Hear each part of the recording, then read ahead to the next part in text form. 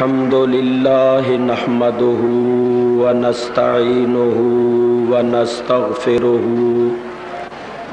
ونؤمن به ونتوكل عليه ونعوذ بالله من شرور أنفسنا ومن سيئات أعمالنا من يهده الله فلا مضل له ومن يضلله فلا هادي له ونشهد أن لا إله إلا الله وحده لا شريك له ونشهد أن سيدنا ومولانا وشفيعنا وحبيب ربنا ومحبوبنا ومحبوب ربنا ومطلوب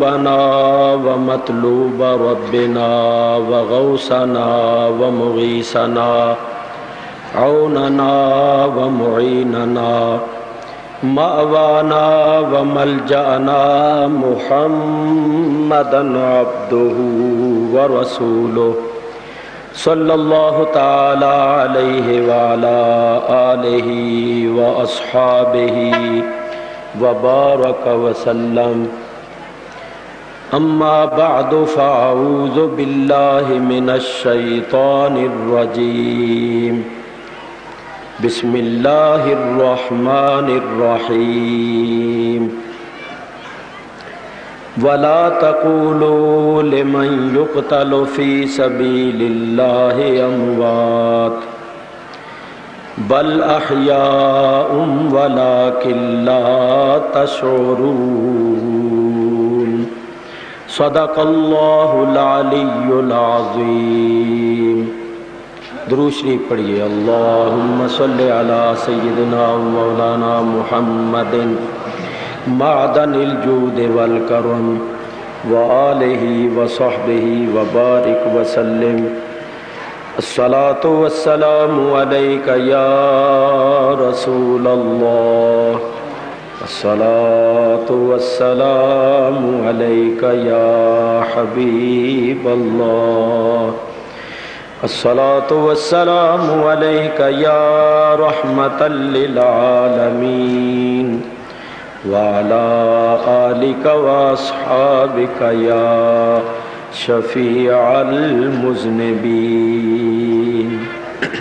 جو آپ حضرات کے سامنے تلاوت کی ہے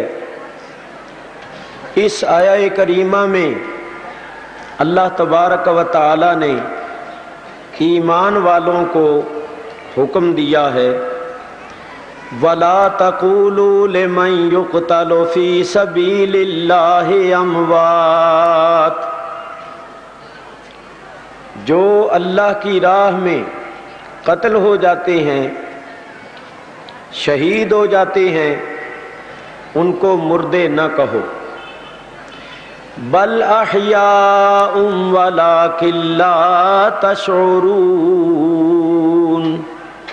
اللہ فرماتا ہے وہ مردے نہیں ہیں بلکہ زندے ہیں، لیکن تمہیں شعور نہیں۔ اللہ تعالیٰ ارشاد فرماتا ہے کہ شہداء زندے ہیں لیکن تمہیں ان کی زندگی کا شعور نہیں ہے، وہ تمہیں چلتے پھرتے اور کھاتے ہوئے نظر نہیں آتے، لیکن وہ زندہ ہیں اور کھاتے پیتے ہیں، اور اللہ تعالیٰ نے جو درجہ مرتبہ ان کو دیا ہے اس پر وہ بڑے خوش ہوتے ہیں۔ چنانچہ دوسری آیہ کریمہ میں فرمایا وَلَا تَحْسَبَنَّ الَّذِينَ قُتِلُوا فِي سَبِيلِ اللَّهِ أَمْوَاتًا، جو اللہ کی راہ میں قتل ہو جاتے ہیں، شہید ہو جاتے ہیں، ان کو مردہ گمان بھی نہ کرو۔ پہلی آیت میں فرمایا تھا کہ ان کو زبان سے مردہ نہ کہو، اس آیت میں فرمایا کہ زبان پر لانا تو درکنار، کبھی دل میں گمان بھی نہ کرنا، خیال بھی نہ لانا کہ وہ مردے ہیں۔ تو پھر وہ کیا ہیں؟ اللہ تعالیٰ ارشاد فرماتا ہے بل احیاء، بلکہ وہ زندہ ہے، عند ربہم یرزقون، اور اپنے رب کے نزدیک رزق بھی دیے جاتے ہیں، کھاتے پیتے بھی ہیں۔ فرحین بما آتاہم اللہ من فضلہ، اور اللہ تعالیٰ نے اپنے فضل و کرم سے جو درجہ مرتبہ ان کو دیا ہے اس پر وہ بڑے خوش بھی ہوتے ہیں۔ قرآن کریم کی ان دو آیتوں سے واضح طور پر یہ ثابت ہوا کہ شہداء زندہ ہیں۔ جو زبان سے ان کو مردہ کہے یا دل میں مردہ گمان کرے وہ قرآن کریم کا منکر ہے، اور جو قرآن کریم کا منکر ہے وہ مسلمان نہیں ہے۔ اسی واسطے شاعر نے کہا ہے کافر ہے جو منکر ہے حیات شہداء کا، کافر ہے جو منکر ہے حیات شہداء کا، ہم زندہ جاوید کا ماتم نہیں کرتے، ہم زندہ جاوید کا ماتم نہیں کرتے۔ یاد رکھو ماتم ہمیشہ مردوں کا ہوا کرتا ہے، اور یہ تو زندہ ہیں، اور ان کی زندگی ہماری زندگیوں کے مقابلے میں بدرجہ افضل اور بہتر ہے۔ تو اسی واسطے ہم اہل سنت و جماعت ان کا ماتم نہیں کرتے، کیونکہ ماتم تو مردوں کا ہوا کرتا ہے، زندوں کا کوئی ماتم نہیں کیا کرتا۔ دیکھو سب لوگ جانتے ہیں کہ مال کے مقابلے میں جان اعلیٰ اور افضل چیز ہے، اور جان کے مقابلے میں مال ایک ادنا چیز ہے، اور یہ دستور ہے، یہ اصول ہے کہ اعلیٰ پر ادنا کو قربان کر دیا جاتا ہے، چونکہ جان اعلیٰ ہے اور مال ادنا ہے۔ اسی واسطے جب جان پر بن جاتی ہے تو پھر مال کو نہیں دیکھا جاتا، مال کو بے دریغ خرچ کر دیا جاتا، کتنا بھی مال پڑا ہوا ہو اس کو چھوڑ دیا جاتا ہے اور اپنی جان بچانے کی کوشش کی جاتی ہے۔ میرے بزرگوں اور دوستوں، جب آپ اس بات کو اچھی طرح سمجھتے ہیں کہ مال کے مقابلے میں جان اعلیٰ اور افضل چیز ہے، تو مجھے بتائیے کہ اللہ تعالیٰ کی راہ میں اگر مال دیا جائے تو اللہ ایک کے بدلے کتنے عطا فرماتا ہے؟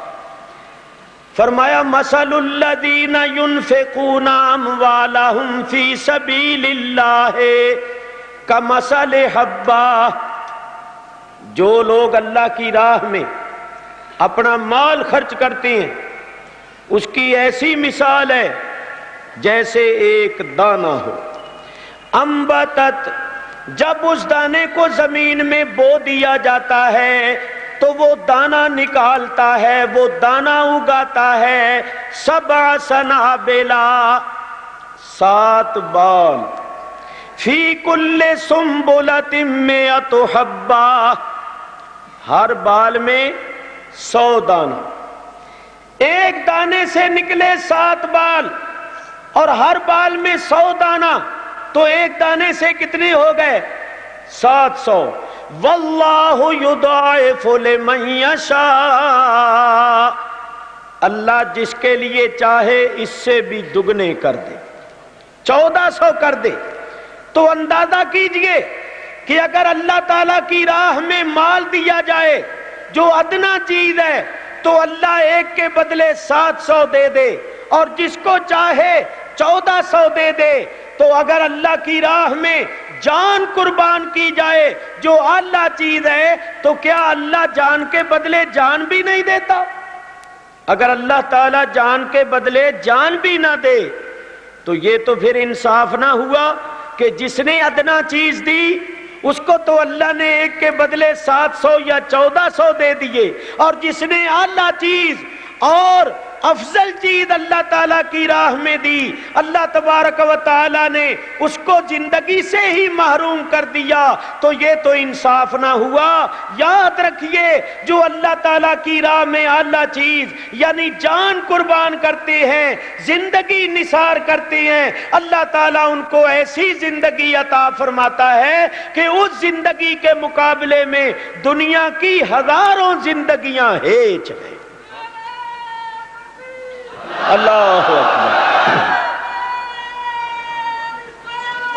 یا رسول، اللہ تعالیٰ ان کو ایسی اعلیٰ، ایسی بالا، ایسی بلند زندگی عطا فرماتا ہے کہ اس زندگی کے مقابلے میں دنیا کی زندگی کوئی حقیقت نہیں رکھتی۔ یاد رکھو، اللہ تبارک و تعالیٰ ارشاد فرماتا ہے کہ میری راہ میں فانی زندگی قربان کر دو اور باقی زندگی لے لو۔ وہ زندگی قربان کر دو جو چند روزہ زندگی ہے، اور وہ زندگی لے لو جو ہمیشہ کی زندگی ہے، دائمی اور ابدی زندگی ہے۔ وہ زندگی قربان کر دو جس زندگی کے ساتھ ہزاروں غم اور ہزاروں فکر لگے ہوئے ہیں، اور اس کے بدلے میں وہ زندگی لے لو جس کے ساتھ کوئی غم اور فکر نہیں، بلکہ ہزاروں اور لاکھوں مسرتیں اور خوشیاں ہیں۔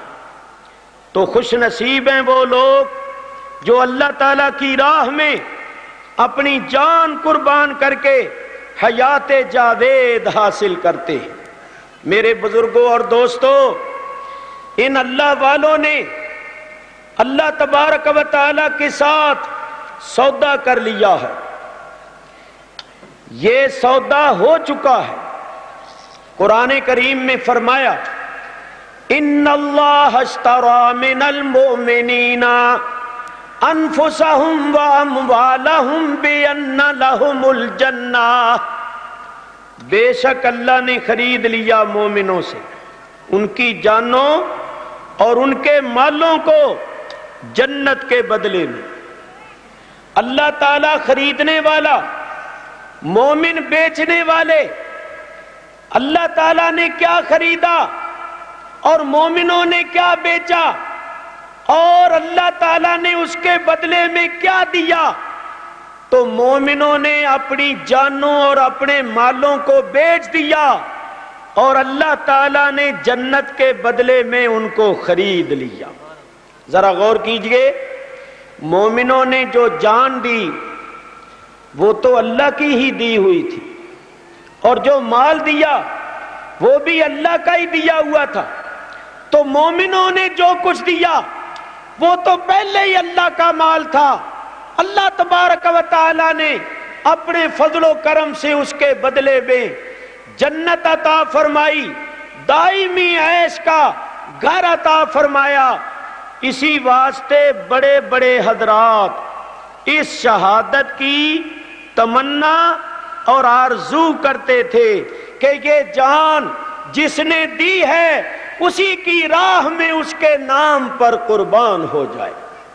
میرے بزرگوں اور دوستو، سیدنا امام حسین رضی اللہ تعالیٰ عنہ نے بھی اللہ تعالیٰ سے سودا کیا، جان دے دی، اور صرف اپنی جان نہیں دی۔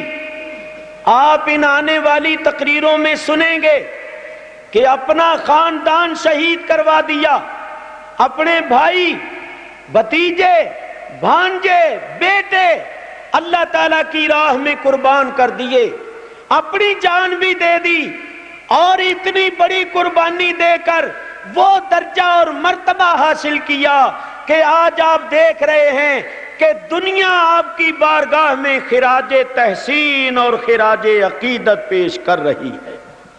میرے بزرگوں اور دوستو، ذرا توجہ کرو، امام عالی مقام کی شہادت کی خبر اللہ نے اس امام علی مقام کی شہادت کی خبر نبی کریم علیہ الصلوۃ والسلام نے اس وقت دے دی تھی جبکہ امام حسین ابھی دودھ پیتے بچے تھے۔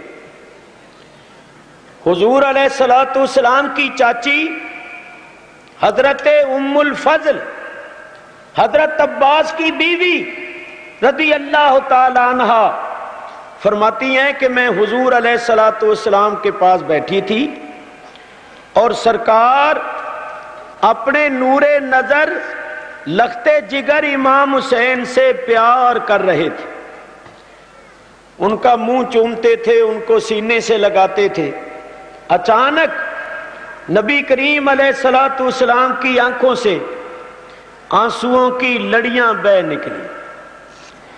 جب میں نے حضور علیہ الصلوۃ والسلام کو اشکبار دیکھا تو میں نے عرض کیا کہ حضور میں آپ پر نثار ہو جاؤں، ابھی ابھی آپ اپنے اس فرزند سے پیار کر رہے تھے اور اب آپ کی آنکھوں سے آنسو جاری ہو گئے ہیں، تو رونے کا اشکبار ہونے کا کیا سبب ہے؟ حضور علیہ الصلوۃ والسلام نے ارشاد فرمایا اتانی جبرائیل، میرے پاس جبریل امین آئے، فاخبرنی، اور انہوں نے مجھے خبر دی ہے ان امتی ستقتلبنی ھذا، بے شک ان قریب میری امت کے لوگ میرے اس فرزند کو قتل کر دیں گے، شہید کر دیں گے۔ وَأَتَانِي بِتُرْبَةٍ مِّن تُرْبَتِهِ حَمْرَاء، اور جس مقام پر میرے اس فرزند نے جام شہادت نوش کرنا ہے، جبریل امین وہاں کی سرخ رنگ کی مٹی بھی میرے پاس لائے ہیں۔ اس مضمون کی متعدد حدیثیں کتب احادیث میں موجود ہیں۔ حضور علیہ الصلوۃ والسلام نے امام علی مقام کی شہادت کی خبر اس وقت دے دی تھی جبکہ امام علی مقام ابھی دودھ پیتے بچے تھے۔ میرے بزرگوں اور دوستوں، جب نبی کریم علیہ الصلوۃ والسلام نے امام علی مقام کی شہادت کی خبر دے دی تھی تو امام علی مقام کی شہادت یقینی تھی، کیونکہ اگر ان کی شہادت نہ ہوتی تو نبی کریم علیہ الصلوۃ والسلام کی خبر غلط ہو جاتی، اور نبی کریم علیہ الصلوۃ والسلام کی خبر کبھی غلط ہو نہیں سکتی، لہذا امام علی مقام کی شہادت یقینی تھی، اور جو چیز یقینی ہوتی ہے اس کے ہونے کے اسباب بھی پیدا ہو جاتے ہیں۔ چنانچہ اسباب پیدا ہو گئے۔ 60 ہجری رجب کے مہینے میں حضرت امیر معاویہ رضی اللہ تعالیٰ عنہ نے انتقال فرمایا اور یہ یزید تخت نشین ہوا۔ یہاں میں ایک بات کرتا ہوں، صحیح بخاری شریف میں نبی کریم علیہ الصلوۃ والسلام نے، صحیح بخاری شریف میں نبی کریم علیہ الصلوۃ والسلام کا ارشاد موجود ہے۔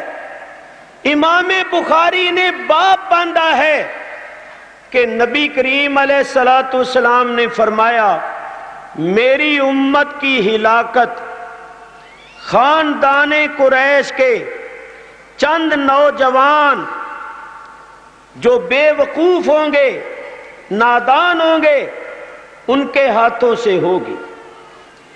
اس کا مطلب یہ ہے کہ خاندان قریش کے چند نوجوان جو بد عقل ہوں گے، بے وقوف ہوں گے، وہ اس قسم کے کام کریں گے جو میری امت کی ہلاکت اور تباہی کا سبب بنیں گے، یعنی وہ ہلاکت اور تباہی کی بنیاد رکھ دیں گے اور آگے پھر تباہی اور بربادی کا سلسلہ شروع ہو جائے گا جو جاری رہے گا۔ تو یہ چند نادان لڑکے میری امت کی ہلاکت اور تباہی کا سبب بنیں گے۔ سرکار نے یہ بھی فرما دیا کہ ان بد عقل لونڈوں کی حکومت اور عمارت کا دور 60 ہجری سے شروع ہوگا۔ چنانچہ نبی کریم علیہ السلام خود دعا فرمایا کرتے، حضور علیہ السلام یہ دعا کیا کرتے تھے کہ میں اللہ تعالیٰ کی پناہ مانگتا ہوں 60 ہجری سے اور لونڈوں کی حکومت سے، اعوذ باللہ من سنت 60 و عمارت الصبیان۔ سرکار نے فرمایا میں اللہ تعالیٰ کی پناہ مانگتا ہوں 60 ہجری سے اور لونڈوں کی حکومت سے۔ صحابہ کرام سے بھی فرمایا کہ 60 ہجری اور لونڈوں کی حکومت سے اللہ کی پناہ مانگو۔ حضرت ابو ہریرہ رضی اللہ تعالیٰ عنہ گلیوں اور بازاروں میں پھرتے ہوئے یہ دعا کیا کرتے تھے، یا اللہ 60 ہجری کے آنے سے پہلے پہلے مجھے دنیا سے اٹھا لے، 60 ہجری میں جو کچھ ہونے والا ہے وہ میری آنکھیں نہ دیکھیں۔ تو میرے دوستو 60 ہجری میں ہی یزید تخت نشین ہوا، اور حضور نے یزید کا نام لے کر بھی بتا دیا تھا کہ سب سے پہلا شخص جو میرے طریقے کو بدلے گا وہ بنی امیہ کا ایک شخص ہوگا جس کا نام ہوگا یزید۔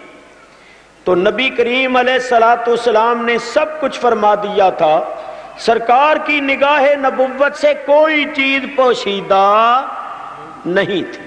چنانچہ 60 ہجری میں یزید تخت نشین ہوا، اور اس نے تخت نشین ہوتے ہی مدینہ طیبہ میں عامل بھیجا۔ اس وقت مدینہ طیبہ کے گورنر ولید بن عتبہ تھے، اور ان کا وزیر اعظم مروان بن حکم تھا۔ یزید نے مدینہ طیبہ میں عامل بھیجا اور گورنر کو لکھا کہ حضرت حسین بن علی، حضرت عبداللہ بن عمر، حضرت عبداللہ بن زبیر، حضرت عبد الرحمن بن ابو بکر، ان کو بلا کر بیعت لو اور ان کو کسی صورت میں نہ چھوڑو، اگر بیعت کریں تو ٹھیک، اور اگر انکار کریں تو ان کا سر قلم کر دو۔ یزید نے گورنر کوفہ ولید بن عتبہ کے نام یہ پیغام بھیجا۔ وہ جانتا تھا کہ مسلمانوں میں یہ بڑی ہستیاں ہیں، اگر انہوں نے بیعت کر لی تو بھی میرے واسطے میدان ہموار ہو جائے گا، ان کے بیعت کر لینے کے بعد کوئی شخص میری بیعت کا انکار نہیں کرے گا، اور اگر انہوں نے انکار کر دیا تو ان کو قتل کر دینے کے بعد بھی میرے واسطے میدان صاف ہو جائے گا۔ لوگ کہیں گے کہ جب اتنی بڑی بڑی ہستیوں کو انکار کرنے پر نہیں چھوڑا گیا تو ہمیں کب چھوڑا جائے گا؟ تو پھر لوگ ڈرتے ہوئے بیعت کر لیں گے۔ بہر صورت اس نے یہ سمجھا کہ سب سے پہلے ان بزرگ ہستیوں سے اگر بیعت لے لی جائے تو پھر میری حکومت کا راستہ صاف ہو جاتا ہے۔ گورنر مدینہ ولید بن عتبہ کے پاس جب یہ پیغام آیا تو انہوں نے ان حضرات کو بلا بھیجا۔ اتفاق سے یہ 3 حضرات، حضرت امام حسین، حضرت عبداللہ بن عمر، حضرت عبداللہ بن زبیر، یہ تینوں مسجد نبوی شریف میں حضور علیہ السلام کے روضہ اقدس پر تھے۔ جب ان تینوں کے پاس قاصد پہنچا اور اس نے گورنر کا پیغام پہنچایا تو انہوں نے قاصد سے کہہ دیا کہ تم چلو اور ہم حاضر ہونے کے لیے سوچتے ہیں اور کوشش کرتے ہیں کہ اگر ہمیں وقت مل گیا تو ہم گورنر صاحب کی خدمت میں حاضر ہو جائیں گے۔ قاصد واپس چلا گیا۔ انہوں نے آپس میں گفتگو کی کہ اس وقت گورنر صاحب کسی سے ملتے نہیں اور یہ دفتر کا ٹائم بھی نہیں، تو انہوں نے جو اس وقت ہمیں بلایا ہے تو اس کا کیا سبب ہے؟ عبداللہ بن زبیر نے کہا کہ میں سمجھتا ہوں کہ امیر معاویہ کا انتقال ہو گیا ہے اور یزید تخت نشین ہوا ہے اور اس نے بیعت طلب کی ہے۔ حضرت امام حسین نے فرمایا میرا بھی بالکل یہی خیال ہے۔ تو اب انہوں نے کہا کہ کیا کرنا چاہیے؟ عبداللہ بن زبیر نے کہا کہ آپ جائیے اور سوچئے کیا کرنا ہے۔ میرا جہاں تک تعلق ہے میں تو یہاں سے ہجرت کر کے مکے چلا جاتا ہوں۔ عبداللہ بن زبیر گھر آئے اور اسی وقت ہجرت کر کے مکے روانہ ہو گئے۔